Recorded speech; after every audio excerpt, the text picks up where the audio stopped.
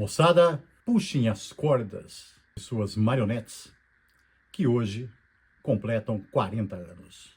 Happy birthday to you, Master of Puppets. Roda a vinheta.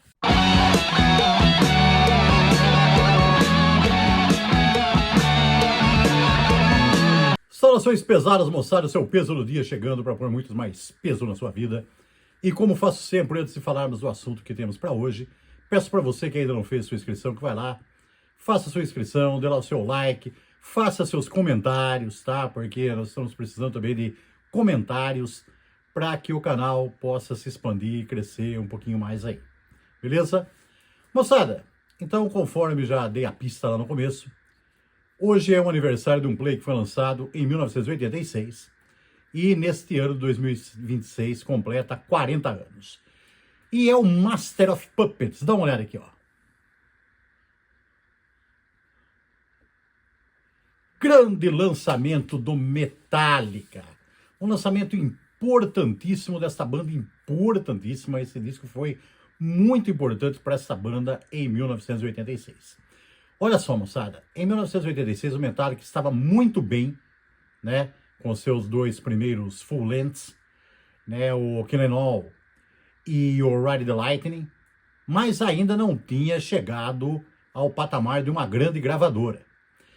Isso aí, por um lado, era um problema, por outro não. Porque assim, ó, em 86, né, nos anos 80, nós tínhamos um cenário meio estranho nessa questão aí do heavy metal, sabe? Nós tínhamos as grandes gravadoras e as gravadoras independentes, as gravadoras pequenas. E era assim, ó, as grandes gravadoras tinham as bandas consagradas, eram os gigantes, né? O Kiss, o Iron Maiden, o Scorpions, e por aí vai, né? O Whitesnake, o Rush, por aí vai. Tinha também algumas bandas menores, mais novas, né? Ali mais recentes, mas do hair metal, do hard rock. Então, Motley Crue, Rat, Quiet Riot, Wasp, eram bandas também que tinham contratos com grandes gravadoras. E as bandas mais porrada, né, as bandas de metal mais extremo, que era o thrash metal, que na época thrash speed era o lado mais extremo do heavy metal. Essas bandas aí normalmente elas ficavam nas gravadoras menores, as gravadoras independentes. E era uma coisa que o pessoal se orgulhava muito, porque eles falavam que as grandes gravadoras eram das bandas comerciais, eram do false metal, né, chamavam lá, tinha muito negócio de falso, né, os falsos aí, as bandas poser e toda aquela coisa lá. Então quem era verdadeiro não podia se desenvolver e fazer um contrato aí com uma grande gravadora. Uma tremenda bobagem, né? Mas tinha muito disso também. E o Metallica, depois do sucesso obtido com seus dois primeiros discos, né, volto a dizer, o Killing All e o Ride the Lightning, o Metallica acabou sendo contratado por uma grande gravadora, pela Elektra, que era uma subsidiária estadunidense da EMI, né, da gigante EMI da Europa. Então, esse disco aqui veio meio cercado de desconfiança por alguns, porque muitos achavam que o Metallica poderia ser castrado pela multinacional, né, mas não foi, certo? Esse disco aqui, o Metallica, como eu já disse para vocês, estava muito bem, e com esse disco aqui ele ficou ainda muito melhor. Porque esse disco aqui abriu muitas e muitas portas, né? A grande gravadora dá uma... ou dava, né? Porque hoje não tem mais nada disso aí, né? Mas a grande gravadora dava uma condição muito melhor para os músicos, para as bandas, né? Porque o investimento era muito maior, a divulgação era muito maior, a banda tinha outra... a gravadora tinha em seu cast outras bandas gigantescas, então arrumava turnês, né? O Metallica, depois do lançamento, já depois do lançamento desse disco aqui, fez uma turnê pelos Estados Unidos com o Ozzy Osbourne. Foi o opening act do Ozzy Osbourne, e foi muito importante isso pro Metallica, que o Ozzy era, né, tava muito bem na época, um gigante, né, nos Estados Unidos. Tinha acabado de lançar o disco The Ultimate Sin, que aliás saiu a resenha dele aqui no canal na semana passada, vai lá dar uma olhada, que é bem legal. E essa turnê com o Ozzy foi muito importante pro Metallica. Tem até um lance engraçado, que tem uma short aí também, que fala disso, né? Que os caras do Metallica sempre foram muito fãs do Black Sabbath, né? Então, quando eles foram fazer essa turnê aí com o Ozzy, não havia muito tempo para contato, essas coisas, mas eles faziam quando eles iam fazer a passagem de som, eles ficavam sempre na esperança que o Ozzy aparecesse ali e puxasse um som com eles, fizesse uma jam, né? E nunca aconteceu, então isso aí frustrou um pouco os caras. Mas de qualquer forma, essa turnê com o Ozzy foi muito bem, foi muito boa para o Metallica. Quando terminou, o Metallica estava com uma envergadura grande para fazer uma turnê pela Europa como headliner. E o Metallica partiu para essa turnê da Europa, que assim, né? Tinha tudo para ser muito bem sucedida se não fosse por um problema. Houve uma fatalidade. Durante essa turnê europeia, numa viagem pelo interior da Suécia, o ônibus que a banda estava, o Tourbus, acabou se acidentando. E esse acidente fez uma vítima fatal, o baixista Cliff Burton. Então, pouco depois da gravação desse disco, na turnê europeia, infelizmente a tragédia acometeu a banda, que perdeu o seu baixista nesse acidente fatal aí, né? Ninguém que estava, dos outros ocupantes, né, se machucaram e tal, mas a única vítima fatal foi ele. Então essa formação que tinha tudo para ser muito longeva, né, porque o trio que sobrou, né, James Hetfield, Lars Ulrich e o Kirk Hammett, é um trio que nunca se desfez.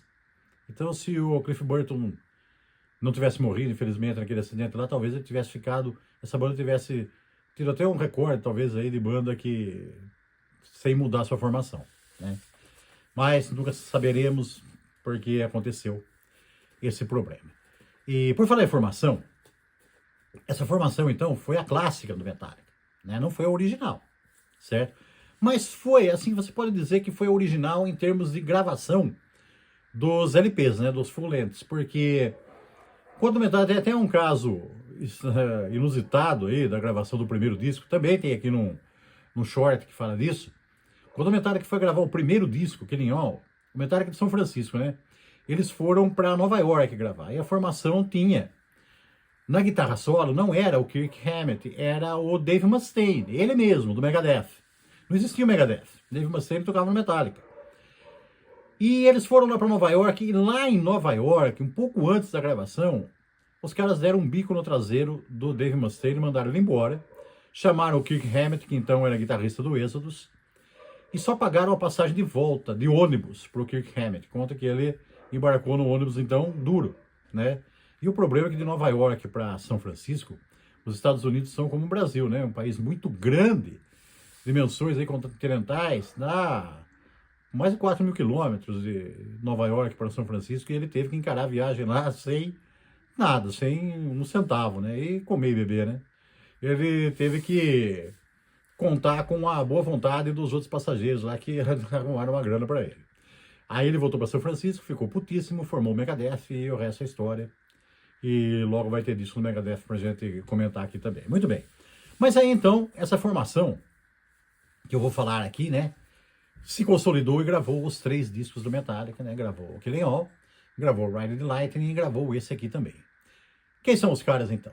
Os 2 membros fundadores, né? O Lars Ulrich, dinamarquês Lars Ulrich, na bateria, e o James Hetfield na guitarra, base e vocais. Então, junto deles também, nesse trio aí que ficou imutável por anos, né? O Kirk Hammett, então, né? O guitarrista solo, e o, infelizmente, já afinado Cliff Burton no baixo. Então, essa formação aí que gravou esses 3 primeiros discos do Metallica. Aliás, moçada, eu acho esses 3 primeiros discos do Metallica sensacionais, tá? Na minha opinião, na minha modesta opinião, o Ride the Lightning é o melhor deles. Não que esse aqui tenha sido castrado pela multinacional, não que esse aqui tenha caído de qualidade, muito pelo contrário, esse aqui eu acho até mais cru e brutal do que o Ride the Lightning. É que assim, né, é uma questão de gosto, uma que assim, tem um vídeo aqui também que nós fizemos falando dos discos do Led Zeppelin, do pior para o melhor, e eu até falei que eu não vejo, né, não tem um disco pior do Led Zeppelin, né? Eu até expliquei ali o critério que eu utilizei assim os discos que, para colocar um na frente do outro, aqueles que tinham mais músicas que eu considero clássicas, que se eu fosse fazer uma coletânea, eu tiraria mais músicas daquele disco do que do outro. Então é o mesmo caso aqui com Metallica, sabe? Falando desses três, eu acho que o Ride the Lightning é o que eu tiraria mais músicas para uma coletânea, tá? Mas deixa aí nos comentários, né? Se você concorda, se você discorda, o que você acha desse aqui, qual desses três vocês gostam mais. E fale também dos outros do Metallica, porque o Metallica não ficou nesses três, né? O Metallica depois, o Jason Newsted entrou no baixo, e eles gravaram aí vários discos depois, né? Depois desse veio And Justice for All, depois veio o Black Album, o Load, o Reload, e por aí vai. O Metallica tem uma discografia extensa, mas não é o caso de nós falarmos dela agora. Nós vamos falar aqui deste disco. Mas deixa aí, qual que é o seu disco do Metallica preferido? Qual desses três você gosta mais? Põe aí nos comentários pra gente. Muito bem, moçada. Então, essa formação gravou esse Master of Puppets aqui, muito bem produzido, tá? Aqui os caras aqui atrás, ó. Eu vou tirar um pouquinho o plástico, que o plástico pega o reflexo da luz aí, fica um pouquinho difícil de ver, né? Olha aqui, ó. Então aqui, James Hetfield, Kirk Hammett, Lars Ulrich e o Cliff Burton, aqui nesta foto de época, aqui, né?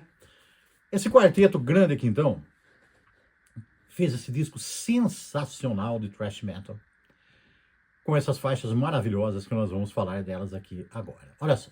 O lado 1 abre com Battery. Battery, uma pauleiríssima. O famoso soco na cara, um arrasa-quarteirão. Um petardo que chega arrebentando, né, para assustar qualquer um. Segue a faixa título, Master of Puppets. Uma grande composição. Olha só. O tempo dela, 8 minutos e 38 segundos, uma faixa longa, né? Com muitas variações de ritmo, uma parte lenta no meio, uma composição inspiradíssima, uma música belíssima, uma grande obra do heavy metal. Todo o sucesso que o Metallica teve aqui, olha, eles fizeram por merecer, porque eles mostraram, já tinham mostrado antes nos dois discos anteriores, e nesse aqui comprovaram mais uma vez serem grandes compositores de heavy metal de altíssima qualidade. Segue The Thing That Should Not Be, uma das minhas músicas preferidas, não só do disco, não só do Metallica, mas de todo o heavy metal, tá? Um dos meus clássicos particulares. Uma grande música, um pouco mais devagar, mais lentona, compridona também, mais de 6 minutos. Aliás, todas as músicas aqui são grandes, tem só 8 músicas no disco, no lançamento original, né? 4 de cada lado. Esse aqui também tem mais de 6 minutos e 32. Uma música mais introspectiva, com uma rifferama sensacional, maravilhosa. Grande faixa. E fecha esse lado 1 com Welcome Home Sanitarium.